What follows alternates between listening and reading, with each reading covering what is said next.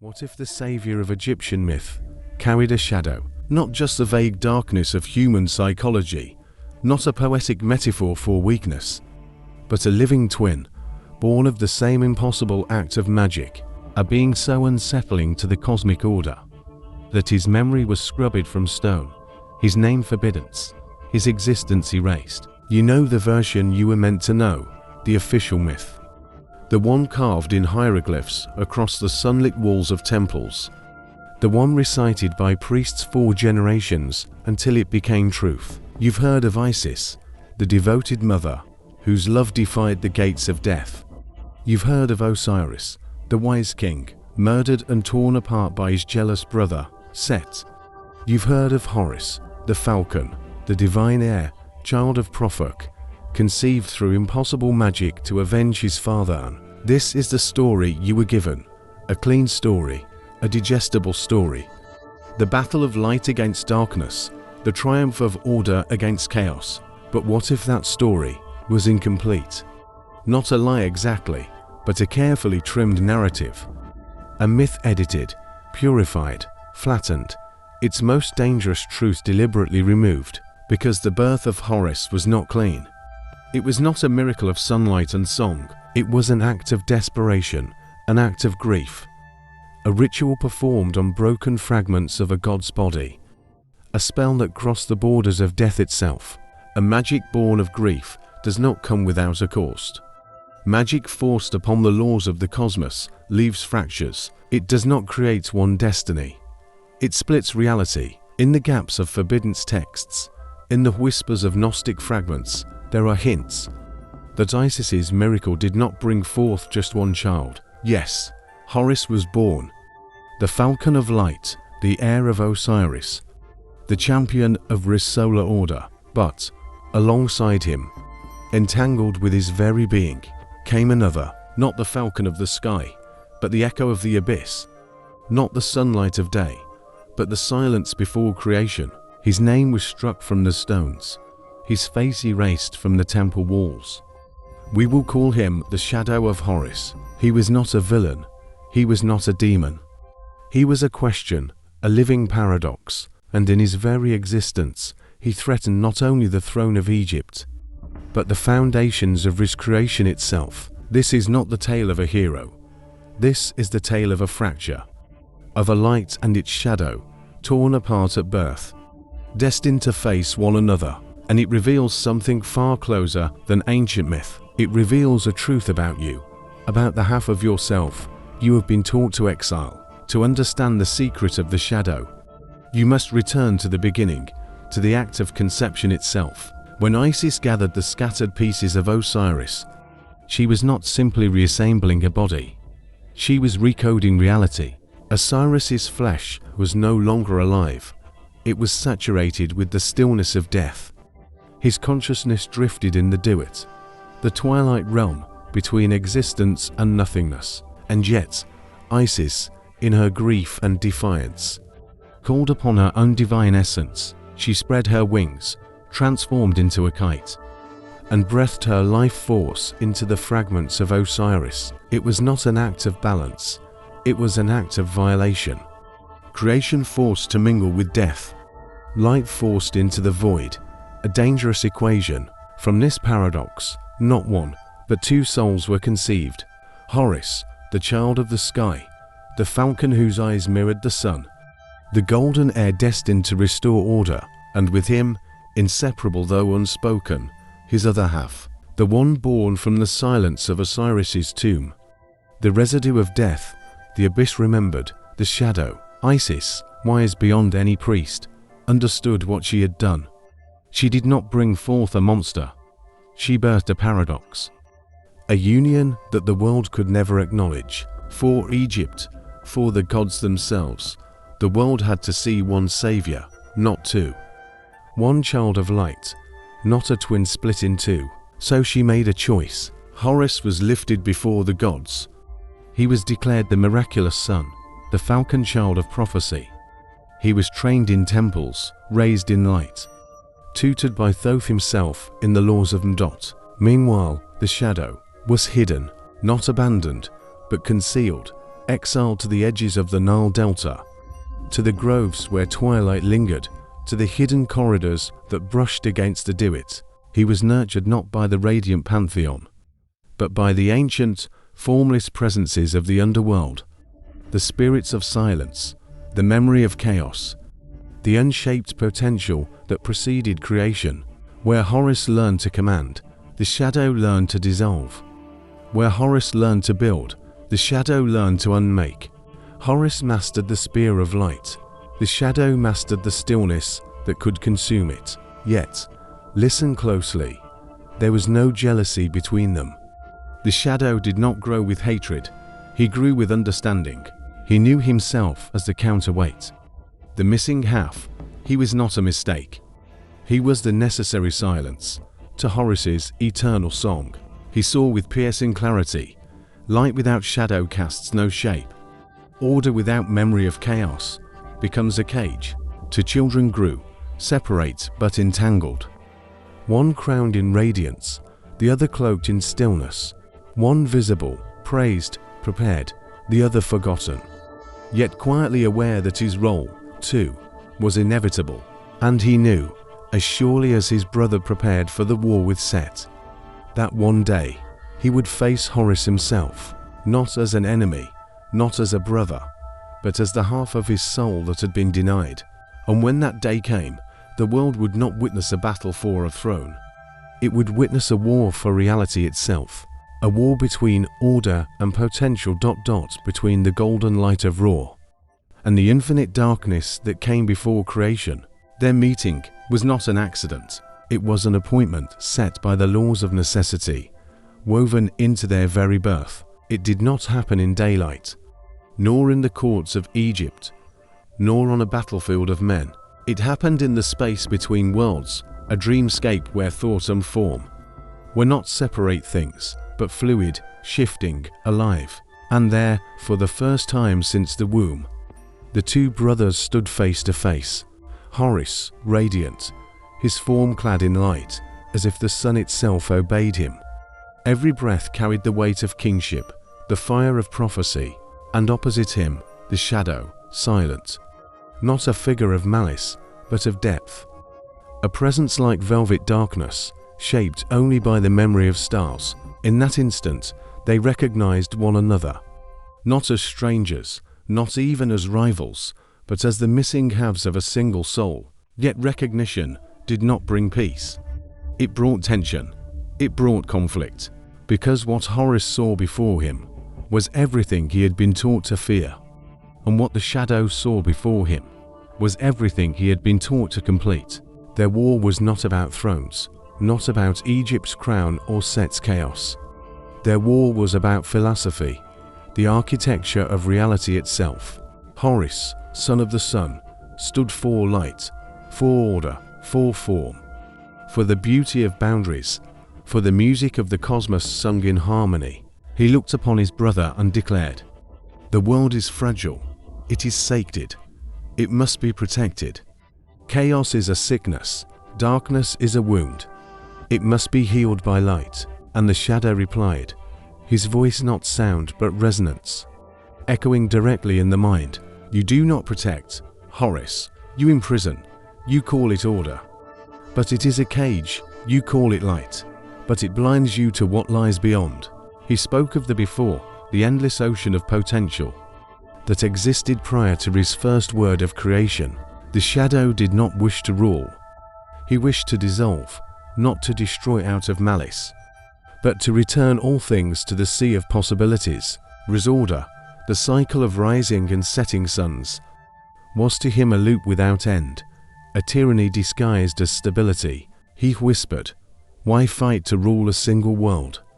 Why cling to one fragile order when you could become one with the mind that dreams all worlds into being and lets them go to the priesthood of Ra?"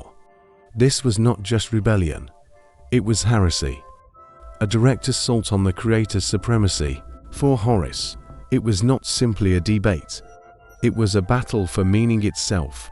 If his brother was right, then all of Egypt, all of existence, was a cage built of sunlight, and if he was wrong, then freedom itself was nothing but annihilation. Thus began their war, not one of armies, but of essence, of light clashing against silence. Horus hurled spears of flame, shards of solar brilliance. The shadow absorbed them, not with force, but with stillness, swallowing light into velvet night. Horus summoned the winds, the waters, the earth itself. And the shadow whispered to them, "Remember the void you came from."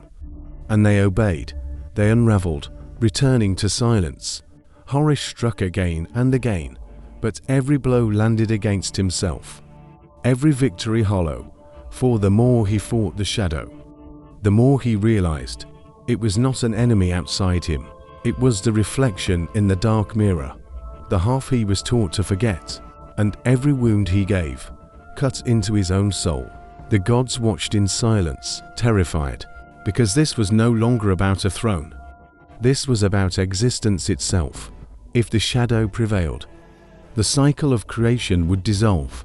If Horus prevailed, he would stand, incomplete, forever at war with himself. It was not a battle that could be won, only a truth that could be faced. The gods watched in dread. What they witnessed was not a quarrel between brothers. It was the unraveling of reality itself. For if Horus admitted the shadow as his equal, then every temple, every hymn, every law of Ndot itself would fracture. And if the shadow triumphed, the luminous order of Ra, the fragile world of form, would dissolve back into silence. Neither outcome could be allowed. So the gods chose a third path, the path of concealment. They struck, not at Horus, not at the shadow, but at memory itself. Thoth, keeper of words, was commanded to split the record, to weave a tale of a single savior, a golden child unopposed, born pure, without paradox. The shadow was cut out of the story, not slain, not banished to oblivion, but erased from the page of collective thought. His existence became silence, his name unspoken, his presence hidden in symbols too dangerous to explain. From then on, the people were told Horus was the sole heir of Osiris, the falcon of light, the eye of justice, the champion who conquered Set. No mention of the other half, no whisper of the shadow. The priests repeated the tale until it became truth. The scribes carved it into stone until memory itself forgot. Generations passed, and the erasure hardened into myth. Yet erasure is never perfect. Shadows linger, even when the light pretends they are gone. And so, pieces of the forbidden truth survived. Look closely, you see it in the Eye of Horus. A symbol split in two, one half solar, bright, healing, the other lunar, dark, wounded, always incomplete, always broken. Why would a god of wholeness be remembered with a fractured eye? Why would the most sacred emblem of protection be drawn as something already wounded? Because it was a memory of what had been cut away, a secret hiding in plain sight. The shadow could not be erased entirely. He remained as the missing piece, the unspoken other, the silence between the words of the hymn, the darkness between the stars of Nut. For Egypt's rulers, this was not a myth to inspire faith. It was a system of control. To admit the shadow was to admit that chaos lived inside every pharaoh, inside every judge, inside every heart. Better, they decided, to banish it into silence. Better to crown Horus as eternal victor and chain the people to a story of light without ever showing them the cost. And so it was done. The official story was sealed. The shadow was swallowed by oblivion. And history, our history, was built on a mutilated truth. But the gods made a mistake. They believed erasure was victory. They forgot that what is denied only grows stronger in silence. And the shadow waited, not in hatred, not in malice, but in inevitability. For he knew, what is repressed in the myth of the gods will one day re-emerge in the soul of humanity, in the temples, in the veiled halls where no commoner could enter. A different tale was whispered, the tale of the brother who was not named, the twin who was not worshipped, The presence cut from stone yet alive in silence. For how could a pharaoh rule if he himself did not know the fracture that lives in every soul? Their coronation was only the beginning. The true test lay in the night of initiation, a ritual hidden beneath pyramids, inscribed not in hieroglyphs, but in darkness itself. The pharaoh was led into chambers, deep below the earth, carved to mimic the underworld. Torches extinguished, silence absolute. No priests to guide him, no light to comfort him, only the voice of memory, and the presence he had been taught to forget. There, in the depths, the shadow came, not as an enemy, not as a demon, but as the unspoken truth. It whispered, "You wear the crown of Horus, but do you know the brother you denied? You hold the scepter of order, but do you know the chaos within you? You sit upon the throne of Ra, but do you know the void that came before the first sunrise?" The pharaoh's trial was not of war, but of recognition, to rule Egypt outwardly. He had to rule himself inwardly, and no man can rule himself until he has faced his shadow. Some emerged from the chamber broken, minds shattered by what they saw. Others fled, refusing the weight of such knowledge. Their reigns were brief, their rule fragile, their kingdoms cursed with famine and revolt. But those who endured, those who did not fight the shadow, nor flee from it, but listened, they became more than rulers. They became whole, because they understood the secret. The priests would never carve in stone that the true Eye of Horus is not the sun alone, nor the moon alone, but both together, light and dark, order and chaos, form and void, a circle complete. And when such a pharaoh sat upon the throne, he did not see himself as God above men. He saw himself as the balance point between two infinities, the feather of mat in one hand, and the silence of the abyss in the other. These pharaohs ruled differently. Their laws were not cages, but harmonies. Their wars were not conquests, but balances restored. Their monuments did not scream of ego, but whispered of eternity. But here lies the danger. If this truth were given to all, the people would awaken. They would see the shadow in themselves. They would refuse to be ruled by fear. They would become sovereign. And so the knowledge was guarded, passed only from king to successor, from initiate to initiate, buried deeper than the stones of the pyramids.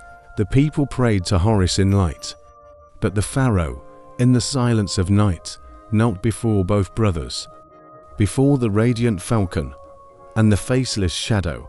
This was the true inheritance of kingship, not the crown of gold, but the confrontation with the abyss. And in that moment of trembling, alone in the dark, the ruler of Egypt discovered the lesson that even the gods feared to admit, that to deny the shadow is to deny half of your own soul. The story of Horus and his forgotten twin was never only about the gods. It was about you. It was about every human soul. For what the priests erased from the myth, society has erased from you, from childhood.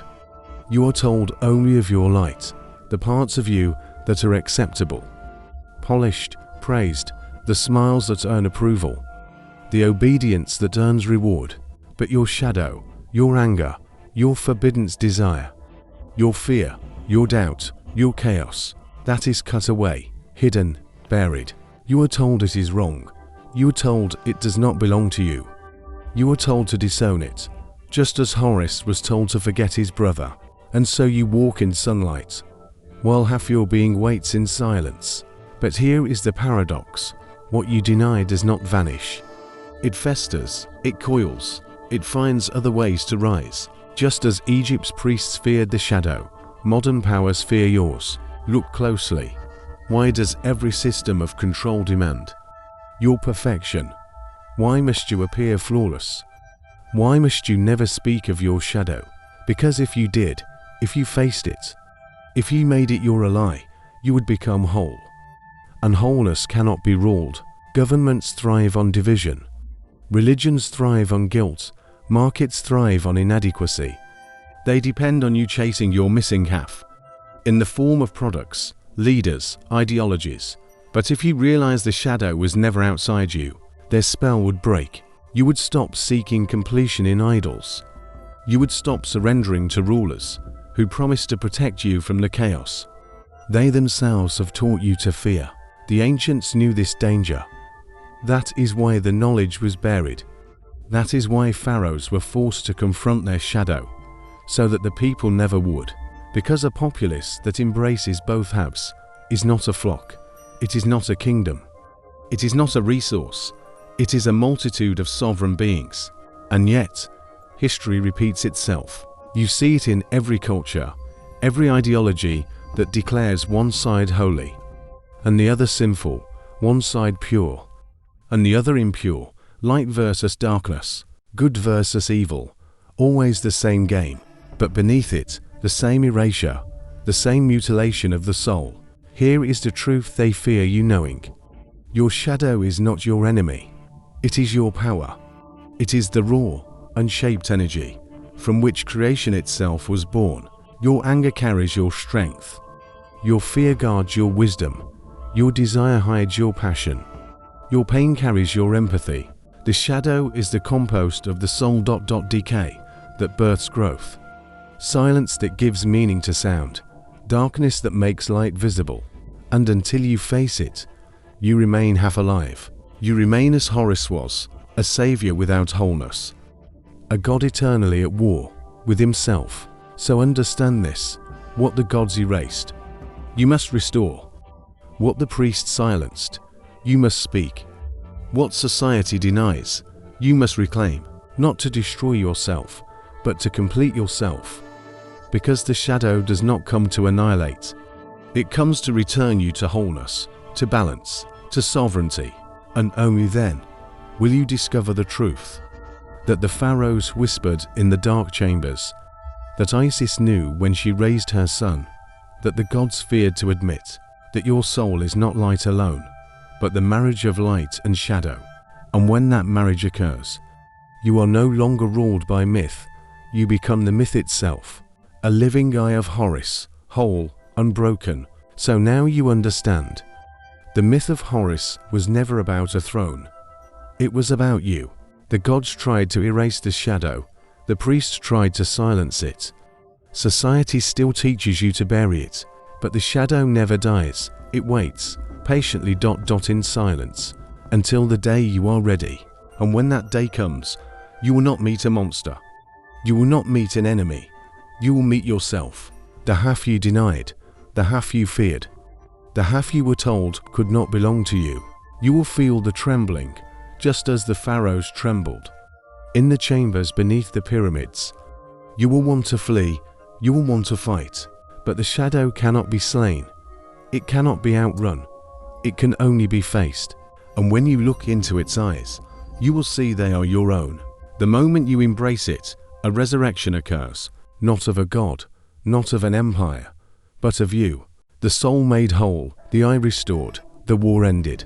This is the secret Isis knew when she gathered the fragments of Osiris. This is the secret the priests buried in silence. This is the secret the shadow has guarded for eternity. That salvation does not come from light alone. That enlightenment is not escape from darkness.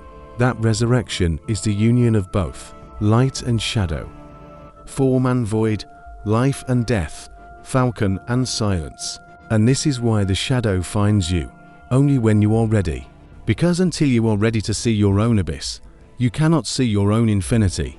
Until you are ready to meet your own darkness, you cannot shine with your own light. So hear this, as if it were carved in stone. The gods may deny the shadow. The priests may erase it, society may chain it, but the soul remembers, and the day you face it, you will no longer be ruled by myth. You will no longer be ruled by fear. You will no longer be ruled by systems that demand you be half of yourself. You will rise, whole, unbroken, the eye restored. This is the secret of Horus, the truth the gods feared, the truth the priests silenced, the truth waiting in you. Your shadow is not your enemy. It is your resurrection. And when you embrace it, you will not simply face the myth. You will become the myth.